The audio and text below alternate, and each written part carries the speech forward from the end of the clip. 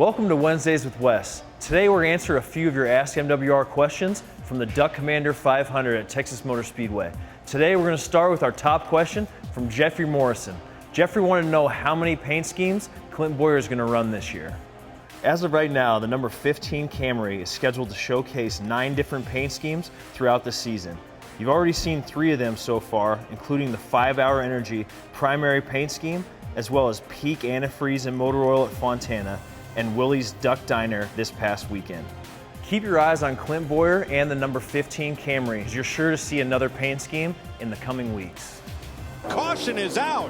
2 right side tires only for Jeff Gordon. Ryan Vickers gambles. Listen, that's the right call. Give me 2 tires. Ryan Vickers also took 2 and jumped 7 spots. The call of the race has to go to Billy Scott, crew chief of the Aaron's Own It Toyota. With only 2 laps remaining in the Duck Commander 500, Billy had the guts and the confidence to take 2 tires on the final pit stop, where almost everybody else in the field took 4, propelling Brian Vickers and the number 55 team to the front row for the restart and a chance to win the race. Victory, however, was not in the cards this week, but the call did bring Michael Waltrip Racing our first top 5 finish of the year. Following the race this last weekend at Texas Motor Speedway, Michael Waltrip Racing posted our best weekend yet. With both of our cars finishing in the top 10, this organization is right at the brink of where we need to be. Linda Prusak wants to know how many MWR employees we travel to the racetrack every weekend. Well, Linda, it's broken down into 2 groups. In total, we travel 60 people from our team every week. But first, several days before the race, we travel out our A team.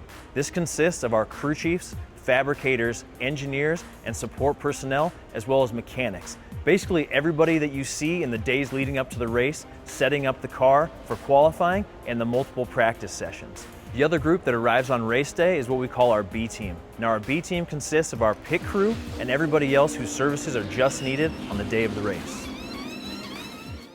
Our final question this week comes from Sandy Genova. Sandy wanted to know if our pit crews fly or drive from one racetrack to the next, and once we're there, if we stay at hotels or in motor coaches.